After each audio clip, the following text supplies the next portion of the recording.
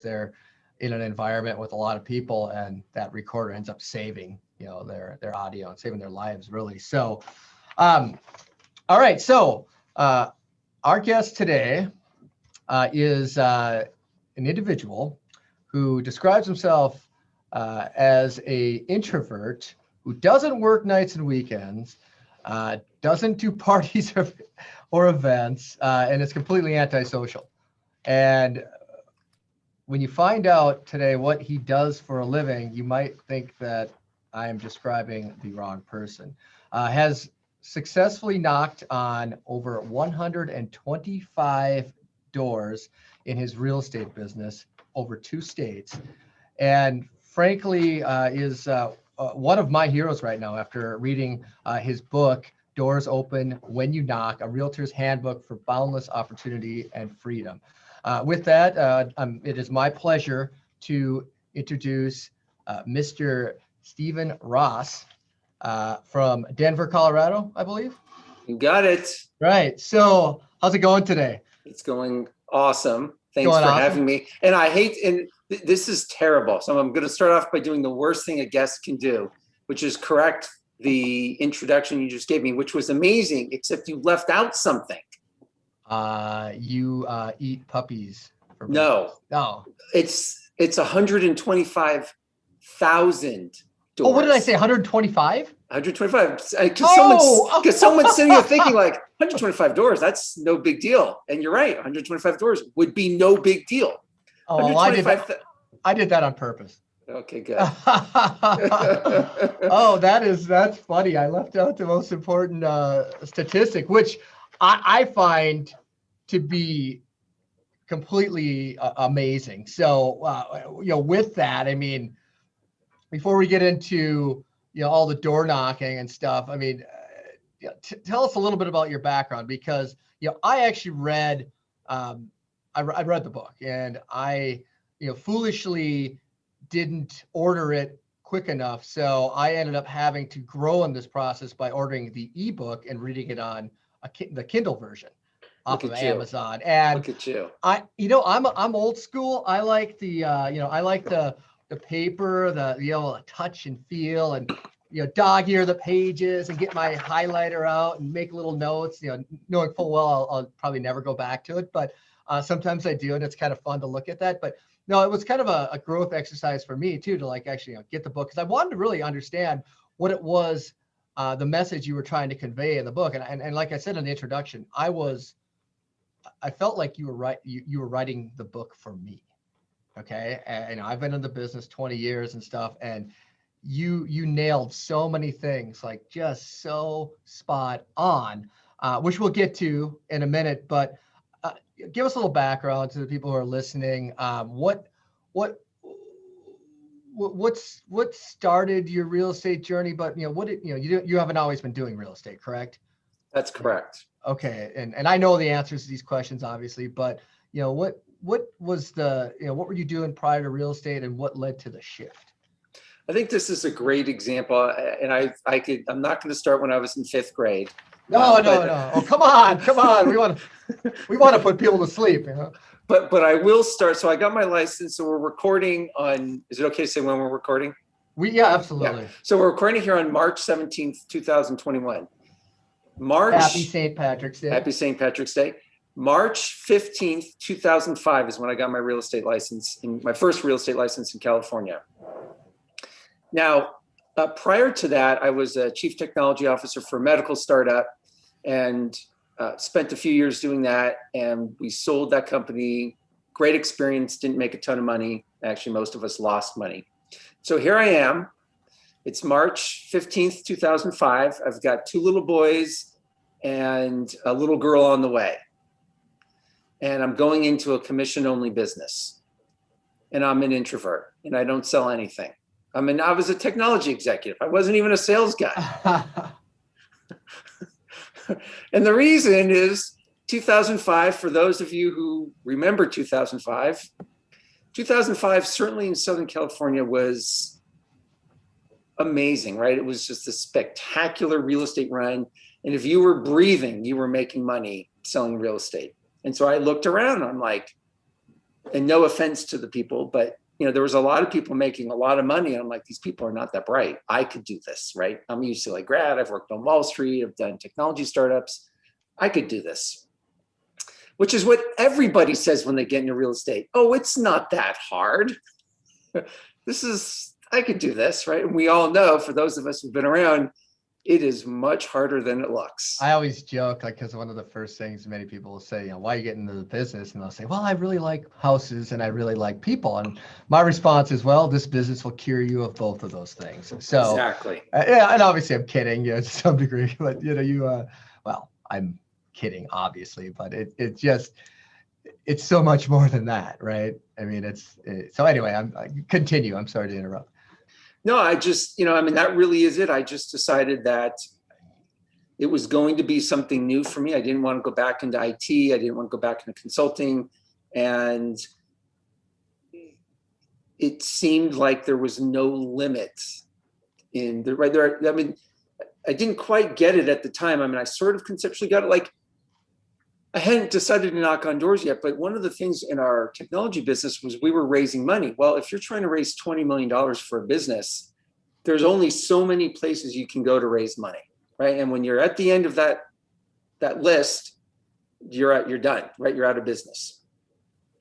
And if anyone's ever flown into Los Angeles, have you ever flown into LA, Scott? Oh yeah. Okay. So if you remember, if you had a window seat, if you look out the window, you literally fly over Los Angeles or the greater LA area for like 20 minutes. And I was flying back into LA one day and I'm like, I just looked out and I said, there are a lot of houses. I am never going to run out of people to sell something to. And that really was the difference from going, because people told me to get into commercial and like, no, I want to do residential. And that's how I got into residential real estate. So, okay, so you got into residential real estate. You were a technology startup, which is funny that I was in technology prior to getting into real estate. It was, and literally the choices before me were get my Volkswagen microbus out of my parents' pasture and get a video camera and drive around the country videotaping it until I ran out of money. And then keep going after that, or do anything else. But I was, I worked on the 48th floor, and there were days I'm like, gosh, I wonder how long it would take me to fall from here, because I was just so tired of sitting in a cubicle and doing something I clearly wasn't meant to be doing, right? And real estate seemed like a real viable option. And again, it was early 2000s, the market was hot. So tell us about that experience. Like when you started, I mean, did you like six figures right away and suddenly you were Ryan Serhant or whatever and the $1 million listing guy, or what happened? That's not me. I mean, I'm smart enough, I'm talented enough, but somehow the universe had different plans for me. And they said, young man, you were going to take the longer road and learn a little.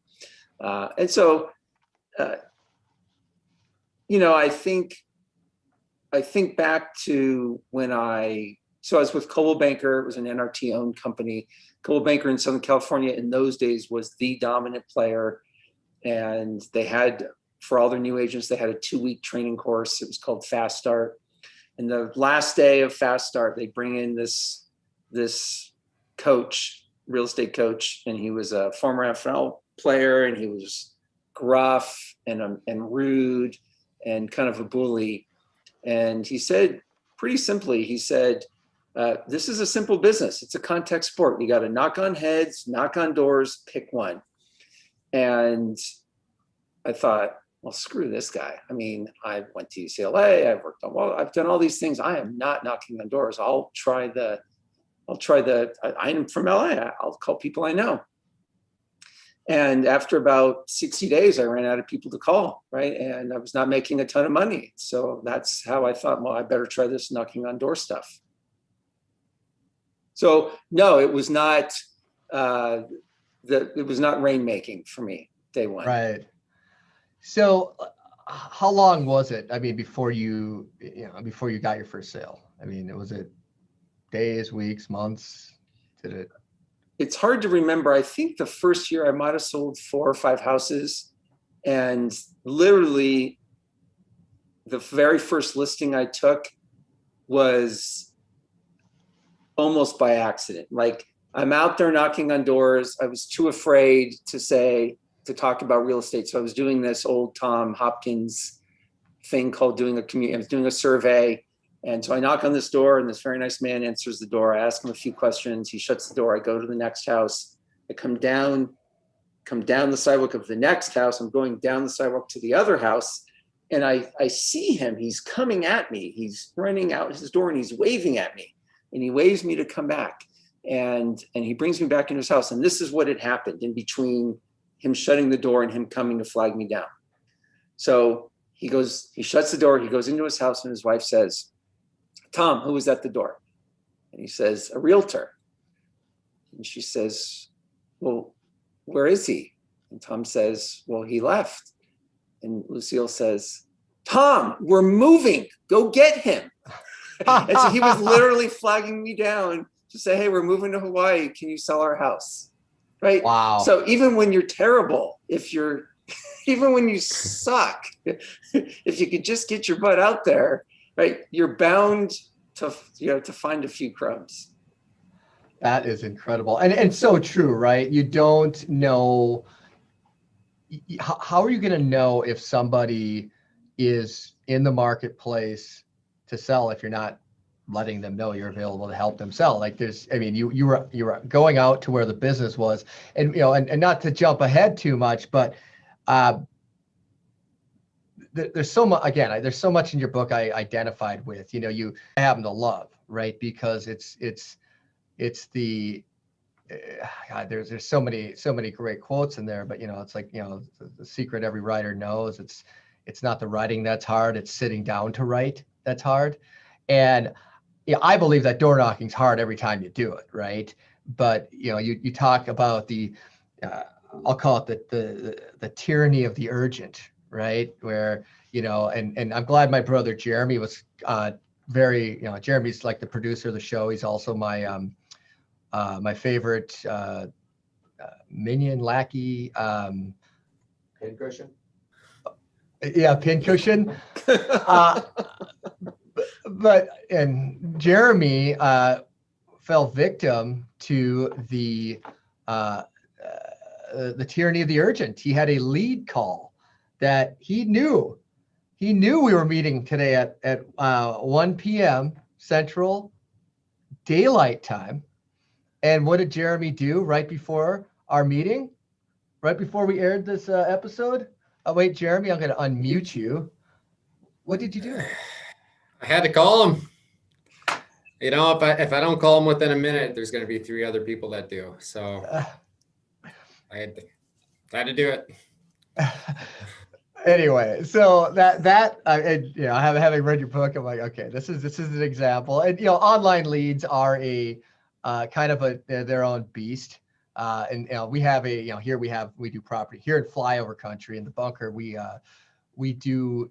have a property management business as well as a real estate brokerage. So there's different dynamics, in the 2 businesses, but there's also synergies between the 2, which we've been able to capitalize on over the last dozen or so years, because I too started out at Coldwell Banker, NRT. I remember the fast start. They took the payment for $2.99 or whatever, and you put you in 2 weeks of class, which I never did. I skipped that part. But yeah, I just remember, like, you spend so much time when you start, you're trying to figure out what to do, right? And you spend so much time getting ready, to get busy, to do it. And in your book, you talked about the word resistance from the War of Art, and talk a little bit about that. Obviously you read Pressfield. You had some really good examples that I was like, you nailed it. I'm like, damn, he nailed it exactly. Like, how did you feel when you went door knocking, like, every time? I mean, thanks for bringing up that chapter. That chapter, it's a weird thing to talk about, right? I didn't coin that. I didn't write that book. but I feel like it's absolutely missing in most real estate education. It is a real force. Like, I know he talks about it sort of mystically, but it does not occur mystically in real estate. If you stop and look, resistance is like the jaws of life on your shoulder, holding you back from whatever you need to go be doing in that moment. And in door knocking, which is, where I got schooled in this lesson, I never wanted to knock on doors. Who wants to knock on doors? Jeremy doesn't want to knock on doors. Scott doesn't want to knock on doors. No one wants to knock on doors. And therefore, any little excuse that will get you out of knocking on doors that seems valid, right? I'm using air quotes, is a great way to get out of what you should be doing. And that is simply just resistance rearing its head. And some of the examples I give are, early on, trying to figure out what to do, right? So I didn't have an assistant. I needed to figure out what I was going to bring to the door every day. I felt like I should bring something. So I, being a little witty and halfway smart, I would write something, print 50 or 100 copies, and then I'd get to the door, I'd get out of my car, and then I'd go look and I'd say, oh man, there's a typo on this. Now I got to go back to the office and redraft it and reprint it. And then, by the time I get back, resistance is saying, oh, it's too late to go now. You'll have to go tomorrow. Yeah. That kind of stuff. And we all have been there in some version of it. Well, and you mentioned, you'd be ready to go door knocking. You had a really good example in there, but I'll get to that in a second. But, like you get somebody, an internet lead who saw a sign call. I got to go see the house right now. It's the only time. Well, how about in 2 hours, or how about tomorrow? No, it's got to be right now. And, how many of those people ever ended up like turning into clients, or, it's either zero or really close to zero. Did you ever see The Big Short? Yeah. There's the great scene where Steve Carell and Mark Baum, they're in Vegas, and it's supposed to be Angelo Mozilla, right? The CEO of Countrywide, who's talking. And Steve Carell's got his hand up, and no one can see me if you're just listening to this, but he's got his fingers up with the zero. He's like yelling, zero. There's a 0% chance of that happening, right? Yeah. There's 0% chance, maybe half a point, but it's 0% of those leads ever turning into something. It's just never worked out. Never. Yeah, it's such a low conversion, low probability when you're gonna abandon, again, door knocking, which I agree, it's not something I've ever enjoyed doing. Like, I think about it right now and I have a visceral reaction, right? I break out in hives just thinking about it. But the reality is, like, especially in this market right now, what would you rather have? A chance at, talking to 500 people, or say you can maybe talk to 50, 100 in a session, before being exhausted or, missing the sweet spot, say 50 people. Would you rather talk to 50 people where you can hang a sign in their yard where it's, with rare exceptions right now, it's going to sell? Or would you rather talk to 50 internet leads, if you can even get them on the phone, right? Where you have to shuttle them around to anywhere from 10 to 510 houses, writing 10 offers in multiple offers, because the market, I'm sure, is hot there. We know it is, right? You're in Denver. It's hot here. And, Jeremy wrote 3 offers this weekend for a client. He got 0 accepted. Every situation was multiple offers. And these are people he knew, right? He knows, right? And they're friends, acquaintances, whatever. But the conversion rate on these online buyer internet leads is so infinitesimally small. And the cost of, acquiring them, if you're paying Zillow or Realtor.com or, blah, blah, blah, or whoever, is so high that it just isn't rational that you would go that route versus going and knocking on doors where you have about a 99% probability of selling the house if you get a client. Am I wrong? Crazy? No, not wrong at all. Not wrong, not crazy. But there's something to be said, is everyone going to be happy you knocked on their door? Absolutely not. But you'd be surprised at how many people are,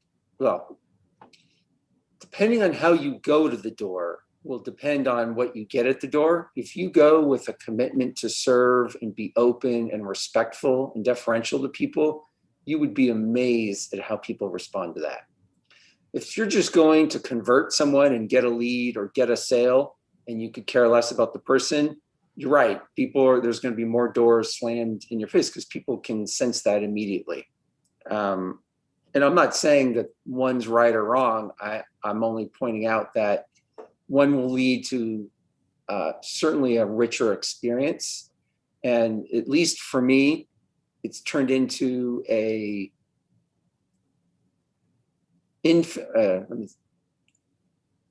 unbelievable source of revenue and just goodwill. From creating relationships with people at the door, right? You just to be amazed. Well, I think you nailed it right there. Like if you go there with and believe it in your core, in your soul, that you can actually help people, that you're there, you're not focused on, okay, what's the commission I can make on this, right? But no, I can actually help them because I do have a depth and breadth of knowledge and I can be of service. I think that's the key word. And you go there with that mindset and that mentality, I think it permeates from you. And the person who's just, looking at transactions and trying to hit numbers and, I got to hit 50 houses today and running through.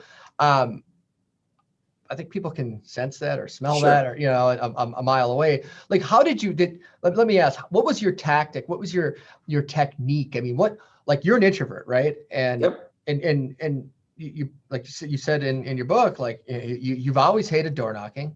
You always did, still do, always probably will, just because it's scary and who likes rejection. And as an introvert, it's probably, you really got to step outside yourself. But what was your kind of your presentation? Like, did the survey help you warm up with people? Did that fall away and you just were able to do it naturally? Can you walk through that a little bit more? Yeah, I mean, there's kind of two parts to that. I mean, before I say a moment on the tactic, I'll just say, I just wanted to comment on something because I think this is true with however we greet people, whether we're doing open house or social networking. I mean, like when we go back to in person, right? We go to parties and stuff like that, networking events. And what I realized when I started knocking on doors is that when I go knock on a door, I am interrupting your day and I am trespassing on your property at the same time. So the first thing I got was I have a commitment to leave people better off than when I found them. Now, that doesn't mean I'm a real estate messiah, because I am not, but I can certainly wish people well and say, have a great day with a smile, even if they're about to slam the door on me, which almost doesn't happen. The second thing is, look, I had 3 kids to feed, still have 3 kids to feed, didn't lose any. And, so I am looking for now business. I am looking for business now, not 3 years from now when their kids graduate from high school. And then the third commitment is, how can I be of service? Because again, the odds of any one person moving when I meet them is low, right, in that moment. So how can I be of service? It could be they need a contractor. I've helped quilters get together. I've helped people get jobs. I've helped people become friends. I mean, how hard is it really to connect 2 people that when we are in the people business, really? And so that's the first piece. So that frames exactly how I'm going to the door. And then how I actually get to the door, that's what you wanted me to go into, right, Scott? Well, yeah, all of it. I mean, because I think it's all interesting, right? Because I guarantee anybody listening to this has got the same problem you have. Yeah. Right. Like they don't enjoy, they don't love going knocking door to door. Like I said, you're intruding on people's private time, you're trespassing. Odds are they're not happy to see you, right? They weren't saying, I hope a realtor comes to my door today. That is not what they were thinking. Even if they're thinking about selling, they're not thinking that. They're not thinking that. You're right. So how I knocked on the door the first 12-ish years of my career is not how the last couple of years went. And we've done a bunch of work with Chris Voss, who's the author of Never Split the Difference. If you haven't read that book, well, read my book, please. But you should read You should read Chris's book. I own multiple copies. I have signed copies. I've hung out with Chris Voss. Yeah. And Jeremy is his #1 fan. Yeah. Jeremy? Got a signed book from Chris Voss. Yeah. Awesome. So, Chris is, taking a emotionally intelligent approach to the door. So, and it took me a while, right? Because I've been doing it one way a long time, fairly successfully. But this, I changed how I went to the door. And so now how I go to the door is, knock, knock, knock. And I'm acknowledging that I'm trespassing and interrupting their day, And oftentimes, so I go usually 11 to 1 or 12 to 2. It's not unusual for people to come to the door eating lunch, right? Their mouth is chewing, right? So if I knock on the door, Scott comes to the door, he's chewing his lunch. I say, "Hi, it's Stephen the realtor. Looks like I caught you at a bad time. In fact, it looks like I caught you right in the middle of lunch. Is now a bad time?" And they'll say, "Well, I'm in the middle of eating lunch." And if I don't know them, I'll say, "Well, what I have to say will take less than 2 minutes," because it will. And then I pause. See, like that, like I actually pause and then let them fill the With space. your question, are you looking for the no? Is now? Yeah, looking for the no. Would it be crazy for me to take 2 minutes of your time right now to help you? Yeah. Possibly. So in this case, what I have to say will take less than 2 minutes. And then I let them respond, and they'll either say, "You don't have time." And I say, "Great, have a great day." Or they say, "Yeah, shoot." Right. And I know how to do this quickly. I've done this a long time. And if they still want to talk, I'll say, I know I asked for 2 minutes. How would you like, what would you like to do? And then I get permission still to keep that conversation going. I don't just assume because they're talking to me that it's okay. So I re-acknowledge, "Hey, look, I said 2 minutes. It's been 2 minutes. How would you like to proceed?" And let them tell me. Because then when in that scenario, they're giving me permission to speak for 2 minutes in the first place. And then secondly, if they want to continue the conversation, again, they're giving me permission. They are not bound. I give them an out. It's very easy for people to be in that conversation. And when you hear the shotgun being cocked, you're like, okay. Yeah. Look at the time. Yeah. So do you leave something with them? Do you like, because that's like, some of these things are crutches, right? Like people like, well, I got to get my pamphlet ready. And if I got this leather bound, journal I can hand them that says, Thoughtful Moments by Scott Pekarik, that'll make all the difference. Like, what do you do? Like, it doesn't matter. I mean, I do bring something, but it is irrelevant. I mean, I have gone to the doors and I have forgotten everything, including my business card. Right? Going to the door, I was looking for a buyer.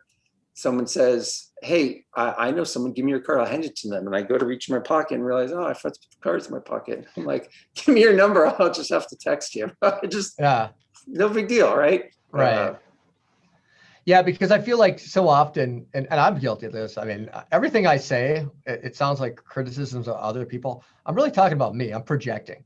And It's like, I've been guilty of getting ready to get ready, right up to the point where it's 9 o'clock at night. Like, oh, well, look at this. I got to go home now. The wife and kids need me, and I've accomplished, really nothing but respond to a bunch of urgent items that weren't really urgent, and basically have hobbled myself and my ability to earn income that day because I let myself get wrapped up into nonsense.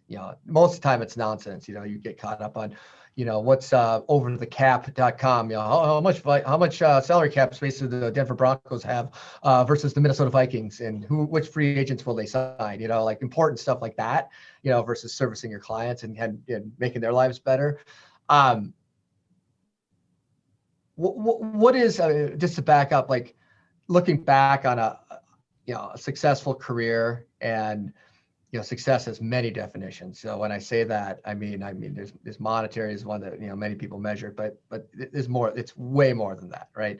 A fulfilling sometimes I think is more important, or at least equally important. I heard a line like, would you rather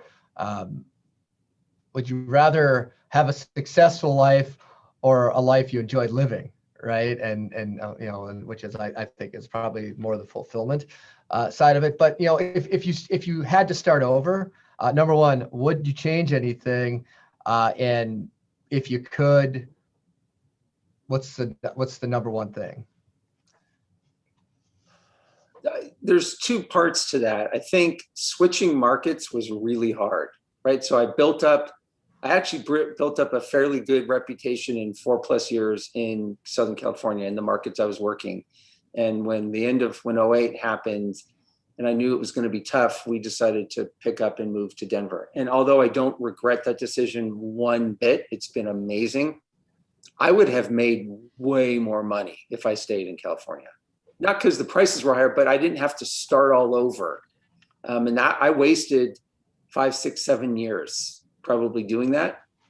Just getting my footing here, figuring out what markets, so that's the first part. It is not for the faint of heart. It is doable, but just realize it costs something. And then the second thing is, if I were to go back and change something, it just took me a long time to prove to myself that in the end, I'm never, maybe someone else will, but, and if you follow Chris Voss, he would agree with the statement, because that's where I got it solidified. You're never going to convert a no into a yes. It just is not going to happen. And if on a small percentage it does, it takes a lot of work. Therefore, in all the doors I knocked on, if I had learned the lesson sooner to just quickly let go of the people I knew were never going to work with me, I could have saved a lot of time by not knocking on doors where I knew they were never going to work with me, right? But there was a part of me that says, no, I must knock on every door. I must give everybody an equal opportunity. And so I wasted a lot of time. And I think would have made a substantial difference in my revenue, maybe, but I would have gotten more time back. And so it might be part of the growth process too, yeah. Right? One of my lines, I don't know if anybody else has ever said it, but no one's ever said it as well as I do, is that we always are paying tuition in life. Sometimes we write checks for it. Sometimes we pay it with our time, but you have to pay the toll, right? And sometimes you don't learn, like you have to fall on your face maybe several times to know that, and I'm not saying you pursuing no's is necessarily falling on your face, but it might be a little bit of a stumble looking back and say, hey, if I would have known what I know now, I could do it. Like if someone were to get in, like say Jeremy, for instance, he's not nearly so long in the tooth as I am. Like someone like him getting in, he's tired of my anecdotes, I'm sure, and my constant berating. But what would you say to somebody new to this business? I mean, the business has changed a lot in 20 years, but kind of also hasn't. Yeah. Hasn't. When I'm in front of a group of people, I put up, this was true up through March of 2020. The last year has been a little different, but when this pandemic ends and life goes back to normal, my life would look exactly the same, because although the business is, I show a picture when I got in the business with my 3 little kids, and then I show a picture of what they look like today, right? And they're adults practically. And when you see that contrast, you realize how much life happens for all of us, right? In a 15, 16, 17-year gap.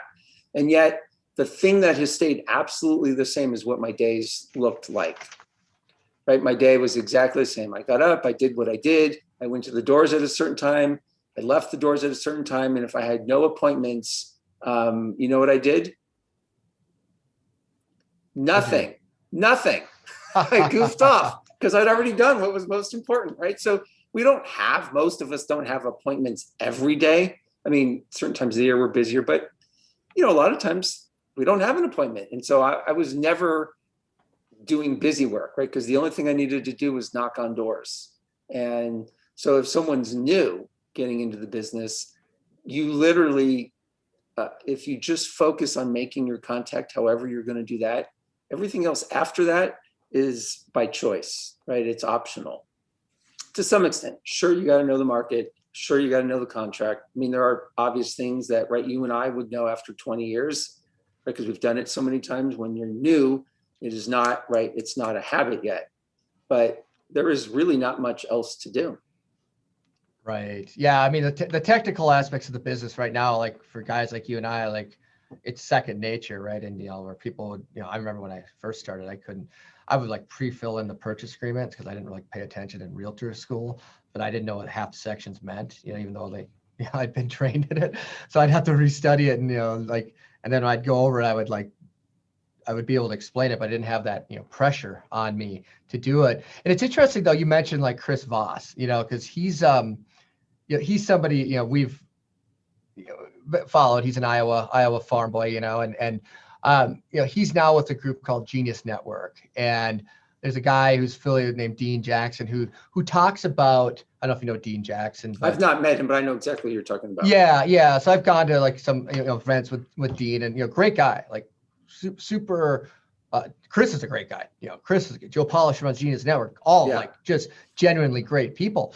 And he talks about this people identifying themselves when they're ready, right? Like, and that's why you walk door to door to door, and you make these contacts, and those that are ready they'll raise their hand and they'll say, I'm ready to go. And it's just it's so, I find it both fascinating and frustrating that so often many agents, and they're in this office, our office. They were in my last office, and they're in the office down the street. They're complaining that they're not busy enough and they're not doing enough business. Yet they will not do the thing that makes them, that where they can actually provide value to people.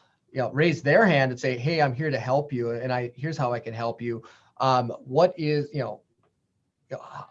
is there a way to motivate those people to do this? Have you found the secret sauce? I struggle with that a lot because with myself, to start with, and I try to, I know people that I try to motivate into doing these things, and I think there's 170 pages of motivation behind Stephen. Well, right.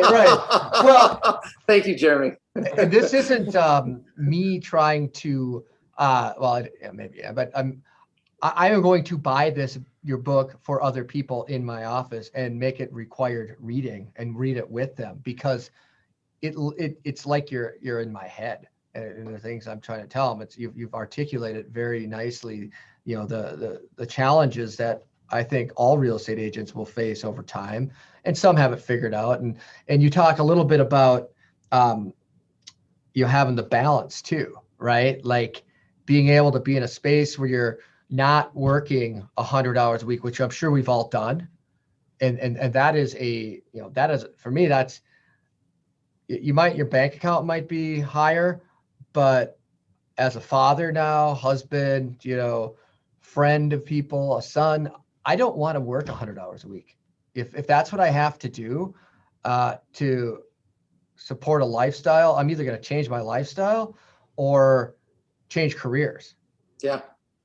I mean, the chapter 1, they have a whole picture on that, on, the danger zone. That is the danger zone. Working more than, I'll say 80 hours a week, but probably it's more like 60 or 70. If you're working more than 60, 70, 80 hours a week, right, you're in the danger zone, because you're probably making money and life seems great, but at what cost? And I'm not saying people shouldn't work hard. That's not what I'm saying. But I am saying for most of us, that's unsustainable. Something's not working, right? And something else is not working in our life.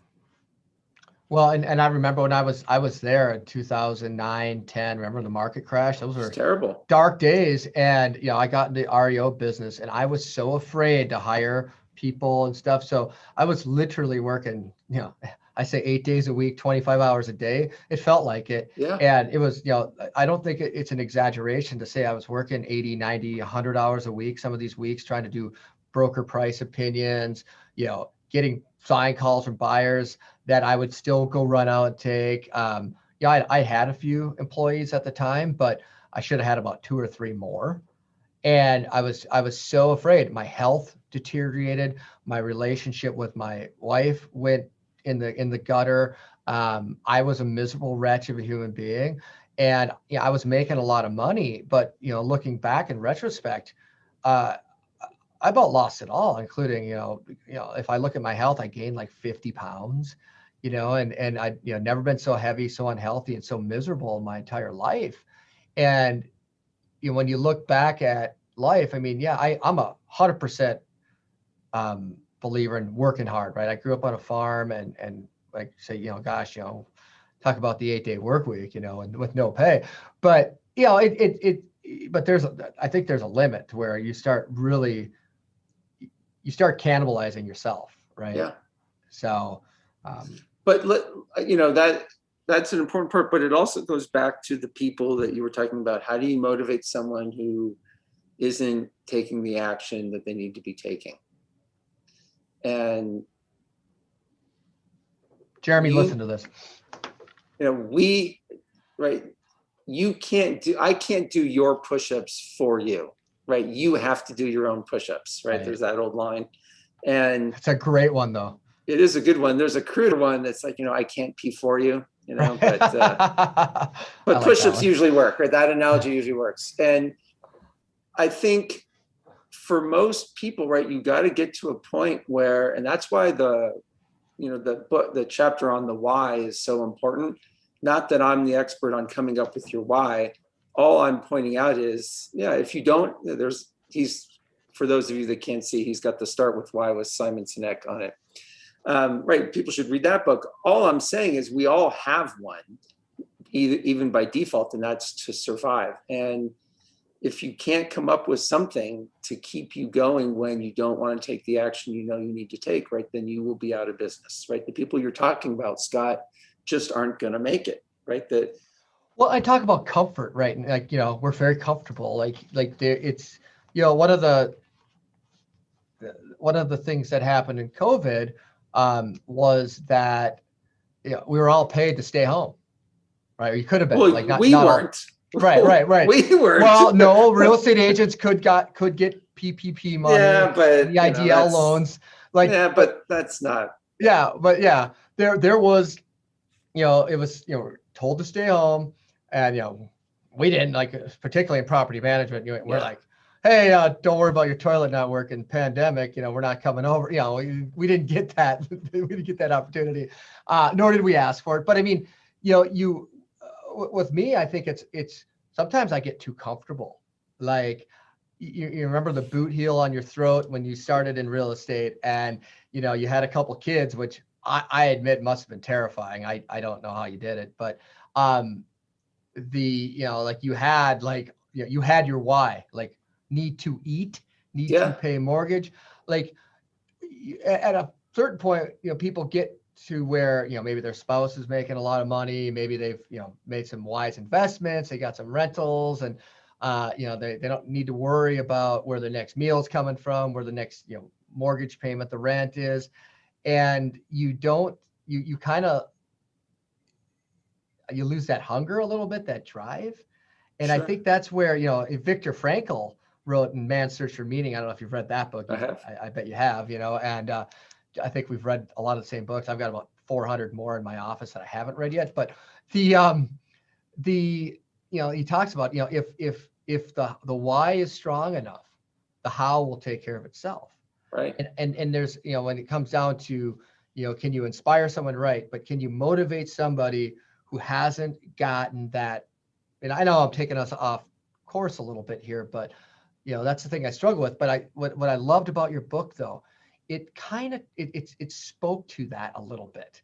Like, it spoke to the excuses that we come up with, the tyranny of the urgent. I don't know if that's somebody else's phrase, but you don't say it specifically, but you talk about the urgent tasks that derail us every day, and that can but you can get email. I've loathed the smartphone, because now, like, instead of someone being able to leave you a message, call you, right? They can text you, they can email you, they can Facebook message you, they can try to contact you on Twitter. Like how does one, like, you got to be able to shut that noise out and able to engage in productive, fulfilling activities. And I am like on the food chain. I'm like if you see the top of the food chain, I'm the guy on the bottom when it comes to that, or they know I'm the sucker who's gonna like fall for some, worthless text or email that has nothing to do with anything that I want to accomplish during the day. Anyway, so what is kind of shift gears? We talked about, you got in the business, you didn't like the corporate job. What you want, kind of the thing that, advice or things you would have wish you would have known. I don't know if we necessarily hit that one. And if we did, I apologize, but what is one, like, what do you wish you would have known? Refresh my memory if you already covered it. Yeah, no, it was realizing you cannot turn a no into a yes. A no is a no. Okay. And actually one of my mentors in La Quinta, he told me this, but I got it in a different way eventually. No just meant next opportunity to him. He might have even trademarked that.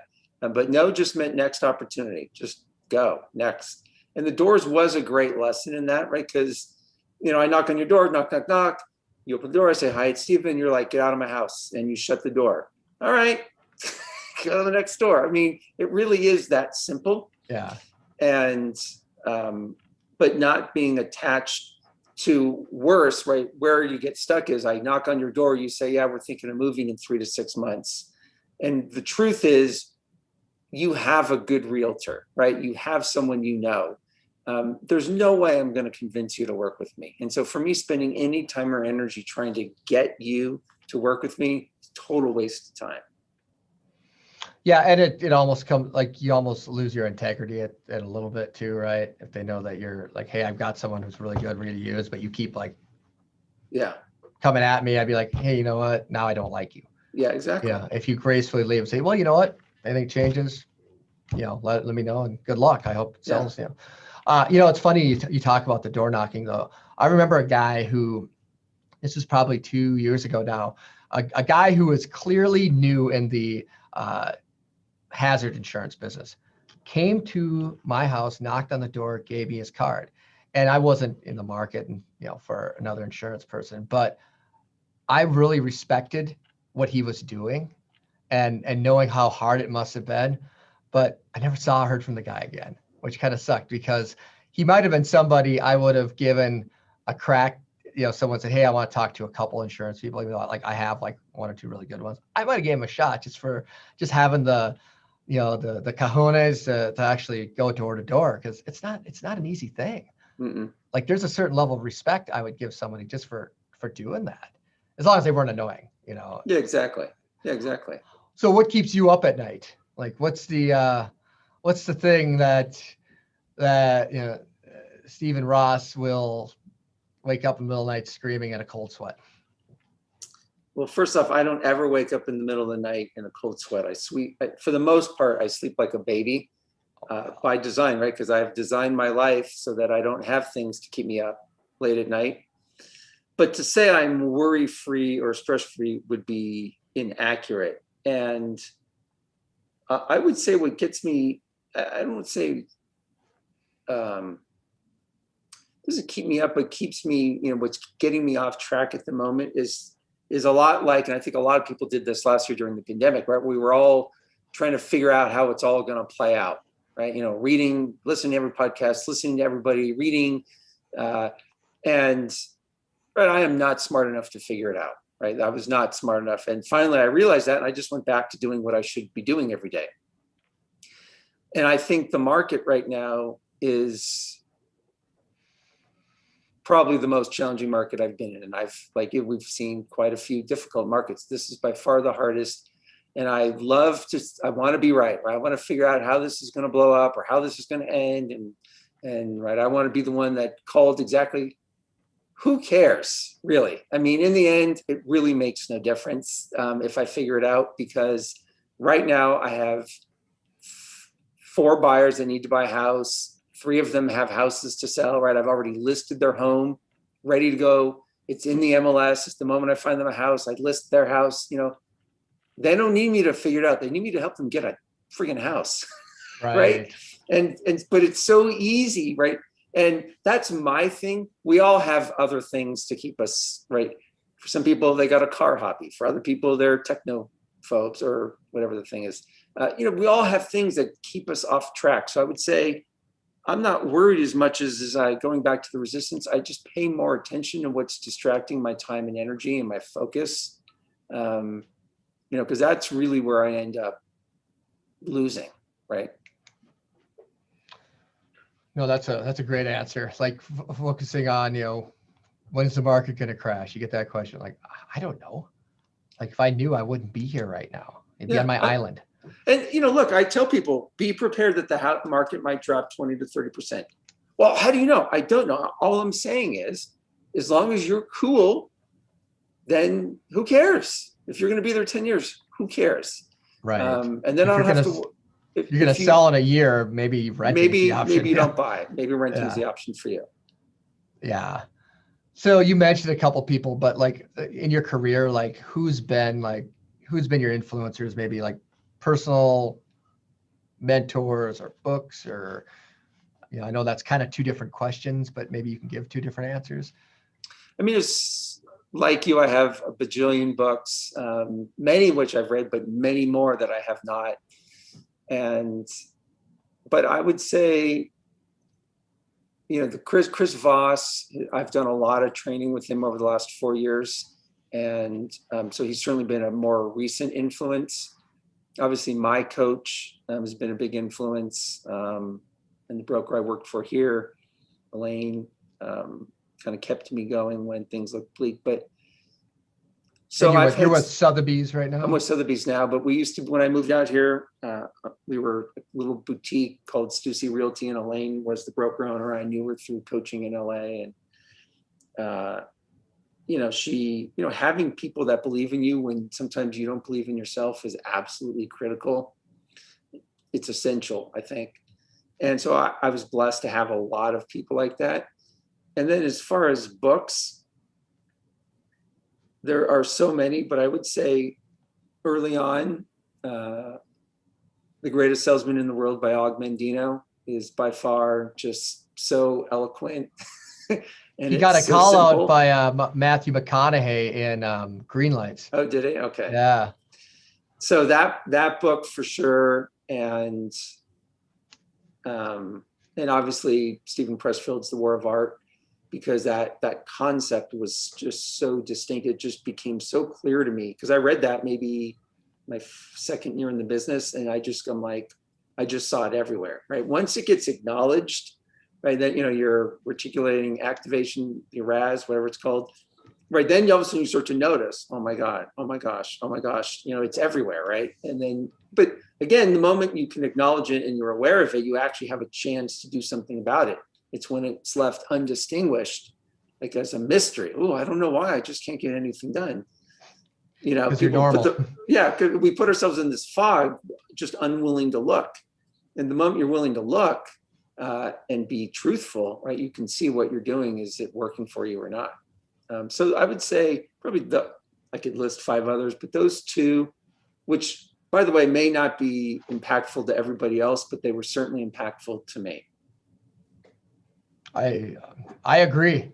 I have found inspiration in those books, and what is also funny is you left out the one, like so many people always will say in real estate. I read Rich Dad Poor Dad, by Robert Kiyosaki, which or How to Win Friends and Influence People, the Dale Carnegie stuff. Yeah, I've read them. They didn't speak to me. They didn't influence me.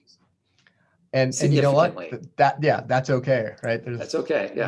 Many books I've read that were like, I don't know what people are seeing in this, but I guess it was kind of interesting, but don't ever want to do that again. Yeah, I mean, I've heard Tim Ferriss talk about The Magic of Thinking Big by David Schwartz, and it was a book written in the 50s. And if you've never read it, I do recommend it. It is a fantastic book, and it is written in the 50s, right? So I think it was the 50s. The examples and everything are old, but the principles are still solid. And I've heard Tim talk about it on his podcast, and he mentions it to people, and people are like, I didn't really get that book, right? Right. So Right, I get it, right? Everything's not for everyone. That is the beauty of our world, that we have so many options. Right. Right. So what are you focusing on now? It sounds like you may be doing some coaching, still selling actively. Still actively selling. Yep, still actively selling. My goal now is just to get the book out into as many people's hands as possible. It is for a select group of people who want to do well and be well, right? If you want to be number one, God bless you. This book's not for you. Don't waste your time. But if you want to have a life and have a business that, provides financially for you, then this book is for you, because it's a framework, not in what to do, but how to be. And so that's my first thing. And yes, I do some training and coaching, more training than coaching per se. But I do training and coaching. People can go to my website. What's your website? It's the same as the book. I kept it very simple. It's doorsopenwhenyouKnock.com. Okay. DoorsopenwhenyouKnock.com. And the book you can get on Amazon. On Amazon, yep. Both Kindle version and is a hardcover and a paperback? There is a paperback. There is a hard copy. And most people are just buying the paperback. Yeah, well, I usually buy the paperbacks. Yeah, I don't understand paying the extra $10, but it is an extra $10 to buy the hardback. You save yourself $10. Yeah. Is the book in any physical store as well as Amazon? Not that I'm aware of at the moment. Are there any physical stores left? Barnes and Noble, I think, still has. Barnes and Noble still has physical books. Yeah. There actually is a great bookstore here in Denver called The Tattered Cover. I do like to go in there from time to time, and I always walk out with like $10. And my partner, she looks at me, she's like, why are you buying $10? I'm like, because they look good. I'm going to read them eventually. That's awesome. Jeremy, I feel like you've been quietly absorbing throughout this, which is good. I'm very proud of you. Anything you would like to ask while we... Ooh, that's a good question. I need to unmute you, I think. Okay, yeah, let me get off of mute. Here we go. When did you don't have to give away too much from your book, but when did you finally feel that your techniques were starting to snowball? Well, that is a great question. I would say it probably wasn't until maybe 4 or 5 years ago, really, and maybe the last 2 or 3, because I just, I'm thinking in my head how far detailed I want to give in this answer, but what else was going in my life? I mean, I got to a point for me, right? I was skilled enough 5, 6, 7, 8 years ago. So that was not the issue, but it's believing exactly where I was is exactly where I needed to be. And the moment I gave myself that space, it was amazing how many more opportunities came to me. And so for me, I would say probably 4 to 5 years ago, and the last couple, have been really, really good. I've been very, very grateful and very blessed for clients and business I have. So are you into like meditation, or how do you unwind? I meditate. I do like to, so last year, couldn't really knock on doors, and so I would go out at the time I would normally go to the doors, and I would just call all my clients and all the people whose numbers I had. So walking and running and hiking, those things make a difference. I noticed I haven't been running as much the last year or two, and I went for a run. Started going when the weather was better last week, and I remembered why I go, right? It clears my thinking. I run on this thing called the Highline Canal. It is the Highline Canal.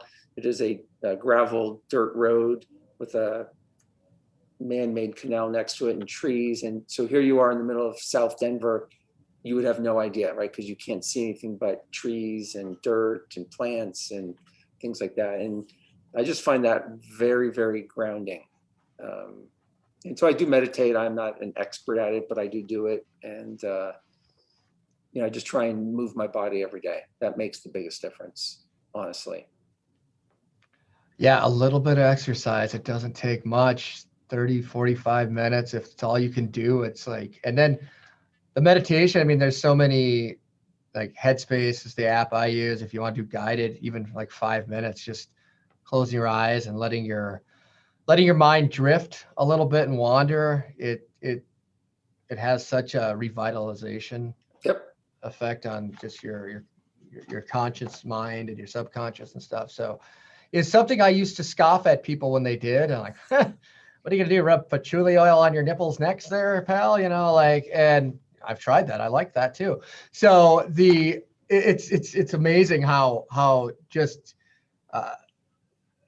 I don't know, if physically, mentally, whatever, it just cleanses you. And it doesn't need to be a half an hour with a yogi leading it, you know, in a sweat lodge, you know. No. Maybe at your desk. At your desk. I do it in my car a lot sometimes. I mean, I have used Headspace. I use Sam Harris's Waking Up. I'm not saying that's better. It's just the one I happen to use right now. And, you know, it doesn't matter which tool you use. It's like knocking on doors. It doesn't matter which doors you knock on, as long as you're doing it, it all works. Right, right. And yeah. I wanted to just go back and say one thing for the realtors who are listening. If you're not an exercise person and you hate the gym and you hate all that stuff, that's totally fine. But most likely, a few times a week, you've either got to be on a call or you've got to make a couple calls with especially a client. We all have those clients, you know, who are long-winded. You just know when you call them, it's a half hour, no matter what. And you love them anyway, right? So it's not particular. Those are the best times to, as long as it's not freezing cold, go outside, walk, call them. And now you can walk, get some exercise, and call your client. You're not, right? If you got to be hyper efficient, you're not wasting time. You know, I would say that's I the agree. easiest thing to do. Like, or if you have a long drive, you know, be able to multitask. And, you know, that is the beauty of, you know, the technology we have. If you don't let it become, the tyrant that rules over you, but you can utilize it to help free you and moments to get, you know, help you clear out space. Like what is, if you can bring order, you know, structure to chaos, you can truly be free, you know. Yeah. You know, it's, and, you know, using these, you know, technology can, again, it can create chaos in your life if you're not able to structure it and you know, utilize it to your advantage versus disadvantage. Like many times I'll be afraid to, like, I won't sit at my desk and make phone calls because you got the email, you got, you know, it's just like you can't be present. And that's another thing you said in the book. You talked about, you know, being present, you know, and being there and being in the moment, you know. And anyway, there's so much good stuff. I am growing long-winded right now. Like that, I am that client, by the way. When people call me, they better be in their car or running or doing something productive, because after they're done with me, that's going to be exhausted either way. But I really appreciate, you know, we appreciate the time. This has been just incredibly beneficial and the highlight of our day. I say without, like, no joke, the book was awesome. I am buying a few copies for some people in our office that desperately need to hear the message. And, you know, I wish you nothing but success. And, you know, anything you'd like to add before we go?